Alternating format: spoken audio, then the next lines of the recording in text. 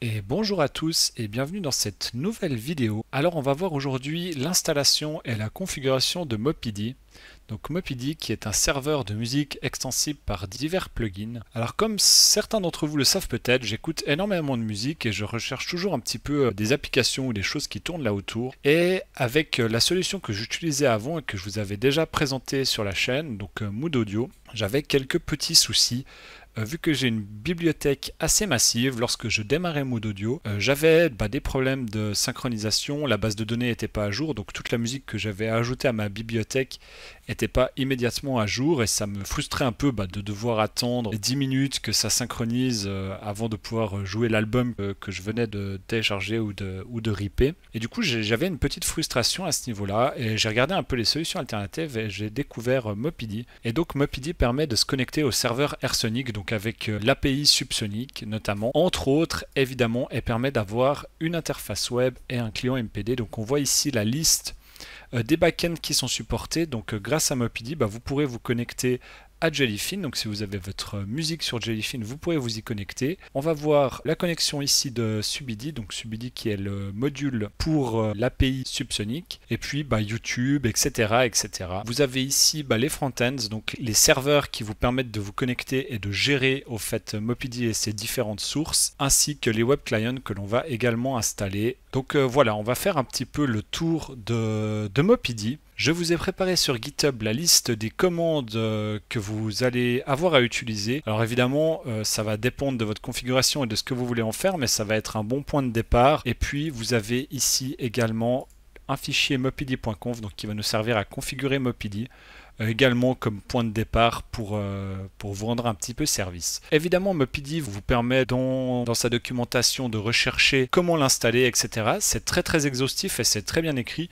Et comme tous les programmes qui sont un petit peu bien faits, la documentation elle est un tout petit peu velue. Donc je vous ai un petit peu mâché le travail avec ce guide d'installation. Donc évidemment, il est valable à cet instant. J'espère que ça sera le cas également plus tard, mais évidemment, méfiez-vous toujours.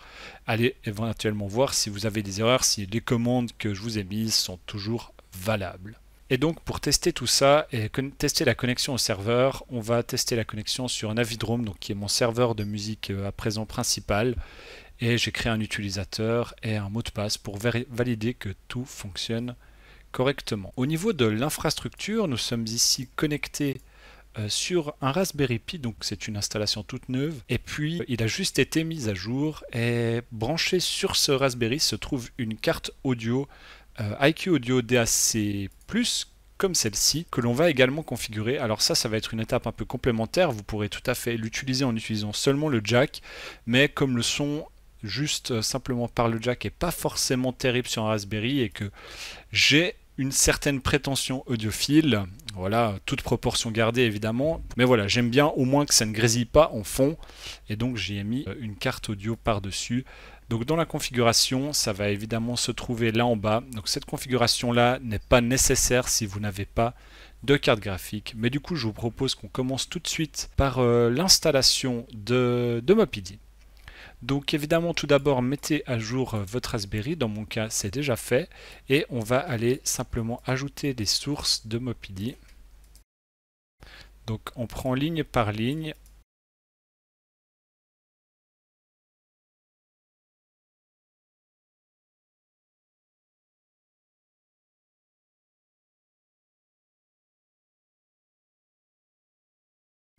Voilà, Mopidi ainsi que ses dépendances sont à présent installées. On va pouvoir aller entamer la configuration et l'installation des plugins désirés. Une fois que l'on a rentré cette commande, donc le configurateur de Mopidi nous indique sur quel port il écoute.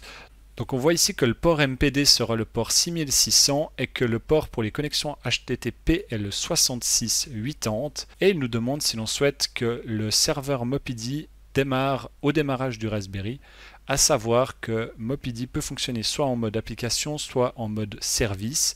On va voir toutes les configurations pour le mode service dans ce cas-là.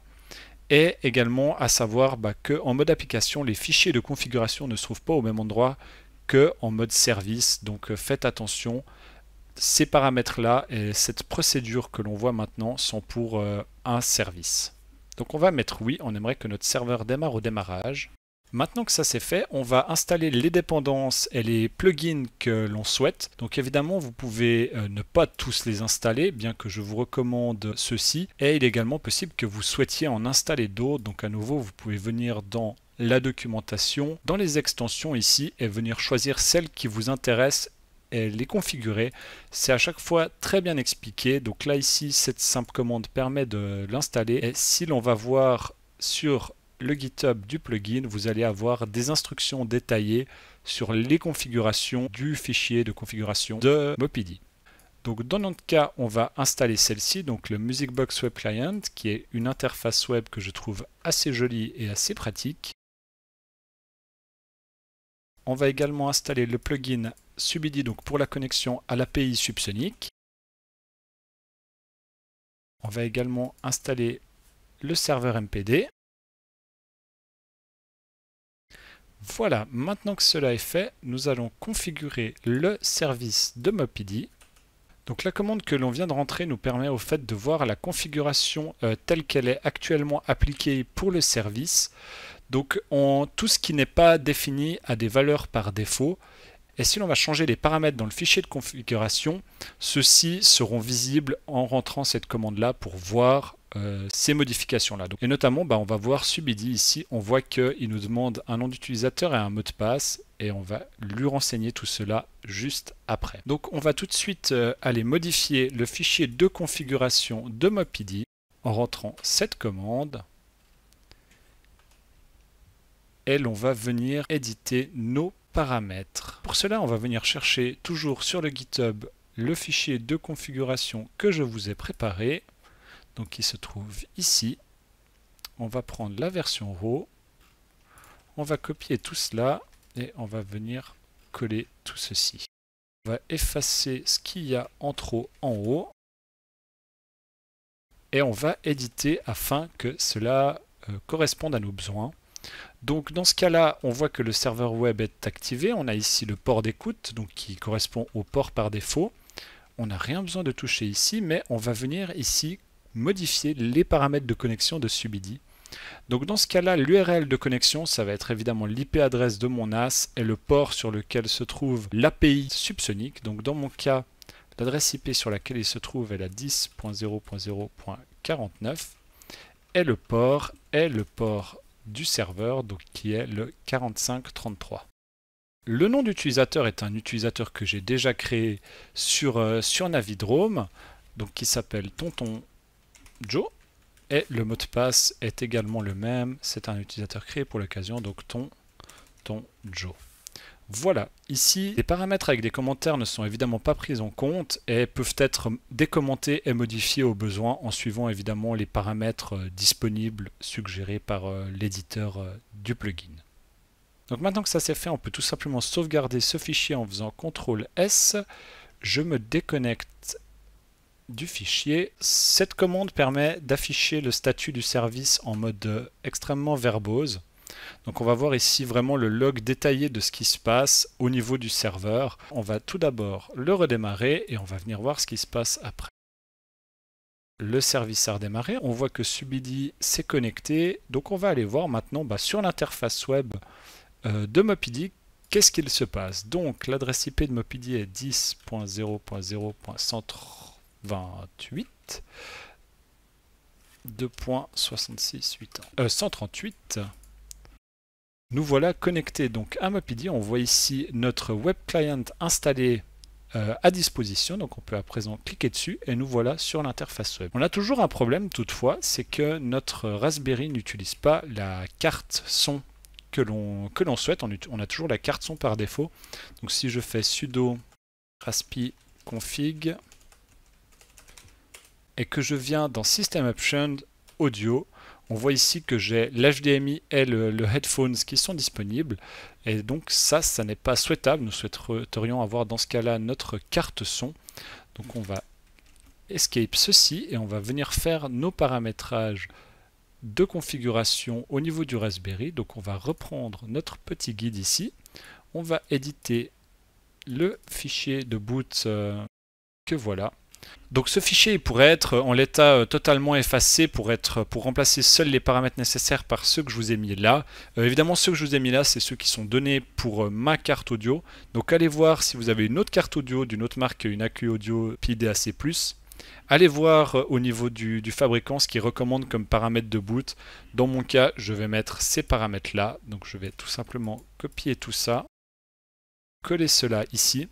Attention, ici on voit qu'il y a des paramètres qui sont un petit peu qui peuvent être à double, donc c'est important de commenter tout le reste. Voilà, tout le reste est commenté. On peut donc enregistrer ces paramètres. On peut quitter et on va redémarrer le Raspberry pour l'application des nouveaux paramètres. Donc une fois que le Raspberry a redémarré, on peut se reconnecter sur Mopedy pour valider que le service a correctement redémarré et que notre service s'est correctement connecté à Subsonic, donc l'API Subsonic. Donc en faisant F5, je n'obtiens pas de message de déconnexion, ce qui signifie que le serveur a correctement redémarré après le reboot. Et donc on va pouvoir maintenant venir naviguer dans notre bibliothèque. Donc ici en l'occurrence Subsonic, et je peux aller naviguer dans mes artistes directement. Il est également possible de connecter un téléphone au serveur MPD pour pouvoir gérer directement la lecture, le volume, les playlists, etc. Donc voilà, en tout cas pour la connexion MPD et puis la connexion à Subidium, on a vu que ça fonctionne très bien. Donc on peut venir directement lire de la musique, choisir l'album que l'on a envie, et puis tout fonctionne vraiment, vraiment très bien. C'est donc tout pour cette rapide petite vidéo sur Mopedy. J'espère que ça vous a donné envie d'installer et de tester ce service et d'acheter une petite carte son pour votre lecture. C'est tout pour moi pour cette vidéo. Je vous dis à la prochaine. Ciao ciao.